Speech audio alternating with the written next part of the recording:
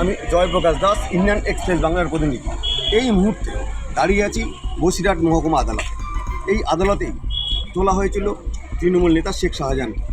ঠিক 10 মিনিট, মাত্র 10 মিনিট ছিলেন এই আদালতে, এবং সেখানে তাকে 10 দিনের পুলিশ হেফাজত দেওয়া হয় এবং তাকে এই মুহূর্তে নিয়ে যাওয়া হয়েছে ভবানী ভবন। তিনি রয়েছেন এখন ভবানী ভবনে। মূলত ন্যাজটের যে দুটি কেস নাম্বার 9 এবং কেস নাম্বার 8, 9 নম্বর কেসের ধারা অনুযায়ী তাকে এদিন আদালতে তোলা হয়েছিল, এবং সেই যে বিভিন্ন জামিন অযোগ্য ধারায় তার বিরুদ্ধে মামলা করা হয়েছিল, সেই মামলাতেই তাকে 10 দিনের পুলিশ হেফাজত দেওয়া হয়েছে। এর আগে এই মামলা নিয়ে দীর্ঘদিন ধরে একটা টানাপোড়েন চলছিল। 5ই জানুয়ারি ঘটনা ঘটেছিল। তার বাড়ি যে সরবেরিয়াতে, সেখানে ইডির আধিকারিকরা গিয়েছিলেন তল্লাশিতে, এবং তার দলবল অভিযোগ, শাহজাহানের দলবল সেই ইডির আধিকারিকের উপর হামলা চালায়। একজন ইডির আধিকারিকের মাথা ফেটে যায়। এই যে সরকারি কাজে বাধা এবং এই যে হামলা, তার পরিপ্রেক্ষিতেই ন্যাজট কেস নম্বর 9 তাতে ধরেই এই মামলা হয়েছিল। সেই মামলার পরিপ্রেক্ষিতেই এদিন এখানে শুনানি হয়।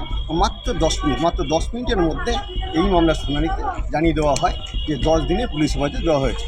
যার পরবর্তীকালে সিআইডি দপ্তরে নিয়ে যাওয়া হয়েছে ভবানী ভবনে, এবং এই মুহূর্তে এই মামলা চলে যাচ্ছে সিআইডির হাতে।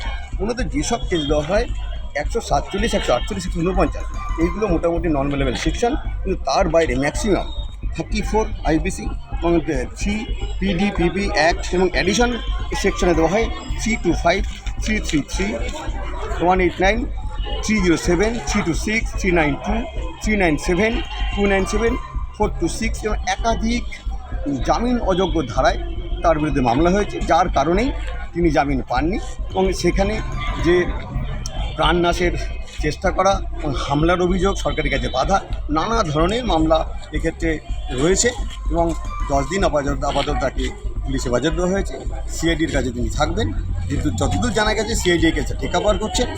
এরপরে কি এগোয় কেসটা, কতদূর যায়, এবং তার আইনজীবীও জানিয়েছেন যে এর পরবর্তী পদক্ষেপ এর যে তদন্ত চলবে বা জিজ্ঞাসাবাদ করবেন, তার পরিপ্রেক্ষিতে তারা নেবেন। এখনও অবধি এটাই জানা গেছে। প্রায় 2 মাস কেটে গেছে, তারপরে শাহজাহানকে গ্রেপ্তার করতে সক্ষম হয়েছে পুলিশ। এই গ্রেপ্তারি নিয়েই নানা টালবাহানা, নানা অভিযোগ, পাল্টা অভিযোগ চলেছে দীর্ঘদিন ধরে।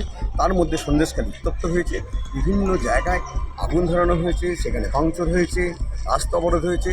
সন্দেশখালীতে বিভিন্ন রাজনৈতিক দলের প্রতিনিধিরা গেছেন বিভিন্ন কমিশনের প্রতিনিধিরা। এখানে একটা উল্লেখযোগ্য বিষয় যে শাহজাহান কোথায়, এই নিয়েই দীর্ঘদিন প্রশ্ন ছিল। কিন্তু বিরোধীরা যেটা অভিযোগ করে আসছিল যে পুলিশের ঘেরাটোপে রয়েছেন শাহজাহান, ঠিক সময়ে তারা বুঝতে পারবেন। এবং ঠিক 3 দিন আগেই তৃণমূল কংগ্রেস নেতা কুণাল ঘোষ জানিয়ে দেন 7 দিনের মধ্যে শাহজাহান গ্রেপ্তার হবে। তার আগে তৃণমূল কংগ্রেসের সর্বভারতীয় সাধারণ সম্পাদক অভিষেক বন্দ্যোপাধ্যায় জানিয়েছিলেন আদালতের জন্যই তাকে গ্রেপ্তার করা যাচ্ছে না। আদালত তারপরের দিন নির্দেশে বলে যে না, শাহজাহানকে গ্রেপ্তার করা যাবে, এবং তারপর যেটা দেখা গেল ঠিক তাই সেই রায়ে 3 দিনের মধ্যে তাকে গ্রেপ্তার করা হলো আজ ভোরবেলায়। এই শাহজাহানকে নিয়েই রাজনৈতিক প্রেক্ষাপট এখন রাজ্যে, এবং রাজ্য রাজনীতি উত্তাল। আগামীকাল শুক্রবার আরামবাগে আসছেন প্রধানমন্ত্রী নরেন্দ্র মোদী। তারপরে পরের দিন যাবেন কৃষ্ণনগর, এবং 8 তারিখে বারাসাতে সভা করবেন প্রধানমন্ত্রী। সেখানে সন্দেশখালীর যাদের অত্যাচারিত হয়েছেন মহিলা, তাদের হাজির থাকার কথা। এই জায়গায় দাঁড়িয়ে এই গ্রেপ্তারিটা কিন্তু অত্যন্ত তাৎপর্যপূর্ণ। এই শাহজাহানকে কেন্দ্র করেই কিন্তু বাংলার রাজনীতি এখন উত্তাল হয়েছে। সন্দেশখালীকে কেন্দ্র করেই বিরোধীরা রাজনৈতিক নিশানা করছে তৃণমূলকে। এই জায়গায় দাঁড়িয়ে সন্দেশখালীতে তৃণমূল কংগ্রেসের সভা করার কথা ছিল, কিন্তু পরবর্তীতে অভিষেক বন্দ্যোপাধ্যায় জানিয়ে দেন 10 তারিখে তারা ব্রিগেড। এই রকম একটা পরিস্থিতি কিন্তু গ্রেপ্তার হয়েছে শাহজাহান। সেই জায়গায় যে রাজনীতি, বাংলা রাজনীতি কোন দিকে যাবে, এবং এই যে সন্দেশখালীর বিক্ষোভ, সন্দেশখালীর ভাঙচুর, সন্দেশখালীর মহিলাদের রাস্তায় নামা, নানা বিষয় নিয়ে তোলপাড় হওয়ার মধ্যেই কিন্তু শাহজাহানকে গ্রেপ্তার করা হবে। এবার দেখার বিষয়, কাল প্রধানমন্ত্রী আসছেন, তিনি সন্দেশখালী বা শাহজাহান নিয়ে কী বার্তা দেন, তৃণমূল তার কী অবস্থান নেয়, এবং বাকি রাজনৈতিক দলই বা এই শাহজাহান সংক্রান্ত বিষয় এবং সন্দেশখালী নিয়ে কী অবস্থান নেয়, সেটা অত্যন্ত তাৎপর্যপূর্ণ বিষয়। কারণ সামনে লোকসভা নির্বাচন।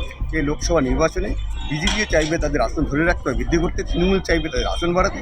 সেই জায়গায় দাঁড়িয়ে এই মুহূর্তে রাজ্য রাজনীতিতে একটি উল্লেখযোগ্য ঘটনা শাহজাহানের এই গ্রেপ্তারি এবং সন্দেশখালীর বিভিন্ন ধরনের আন্দোলন, সন্দেশখালীর বিভিন্ন ঘটনা।